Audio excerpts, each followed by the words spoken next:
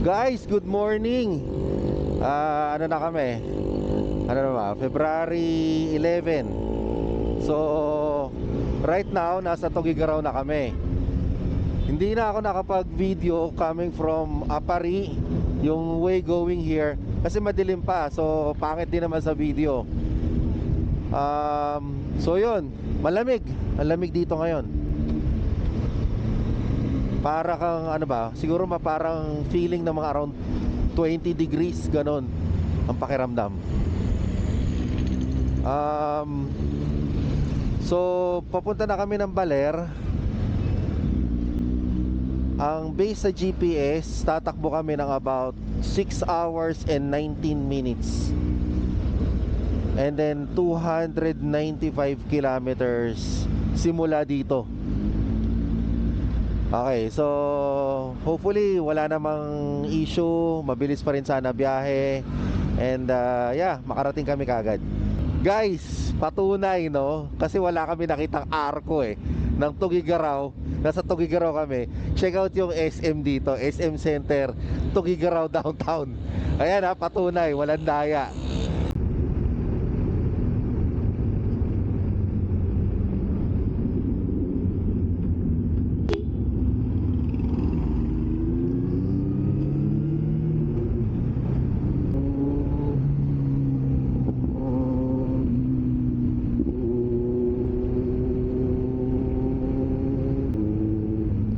The hills are alive with the sound of music.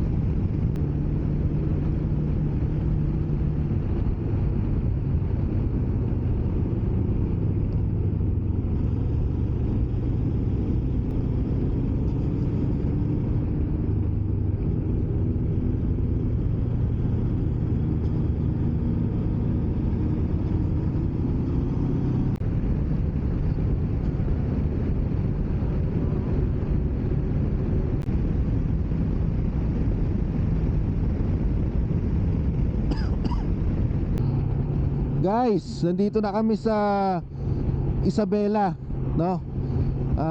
Actually kanina pa. So medyo crowded na rin kasi, kaya hindi ako kagad makapag-update. So guys, location check.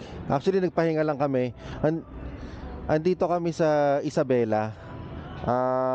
About 198 kilometers dito sa GPS, 4 hours and 30 minutes to go hanggang sa Baler. So actually mabilis na yan mabilis na lang din to. So ang estimated namin ngayon, dahil nagpahinga kami kanina 1 PM ngayon 1:25 PM. But still maaga pa rin. Yeah, I think wala namang magiging issue. Maganda pa rin ang weather. Sabi sa weather, sa forecast, may possibility na ulan, and I'm hoping wala. Sana tuloy-tuloy hanggang makarating doon, walang ulan, magandang weather, and hanggang bukas, hanggang makauwi, magandang weather. So yeah, sige, update ulit later. And yeah, samahan nyo lang kami. Enjoy the ride.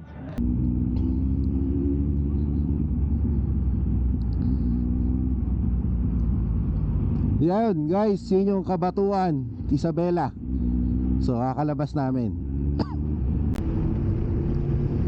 Mga ka-road trip, nasa Quirino province na tayo. So about, sabi sa GPS, about 3 hours and 20 minutes, 156 kilometers. Ang estimated na dating namin doon is 1:12 PM. Okay, right now it's 9:38 AM. So nag-gas up na kami kanina, top up, para sure. Kasi pagpasok dito, kukunti na lang yung makakargahan mo talaga ng gasolina Kaya making sure na tuloy-tuloy tayo, smooth. Pagdating naman ng Baler, maraming gasolinahan doon. So pwede tayo pa-top up ulit, pabalik naman na. Ang ganda dito guys.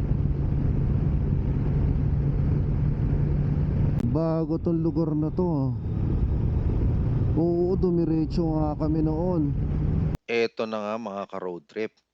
Umulan nung nakapasok na kami sa Quezon Province. Totoo nga ang forecast. Pero hindi naman nagtagal.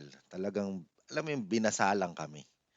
So, para sigurado, minabuti namin na tumigil sa isang gas station at nagkapote na ako. Para hindi masira yung camera ko, tinago ko muna. Kaya may ibang mga footage wala dito.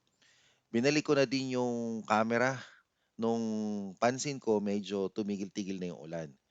Pero hindi ko mabalik yung audio agad-agad kasi hindi sigurado ang panahon eh.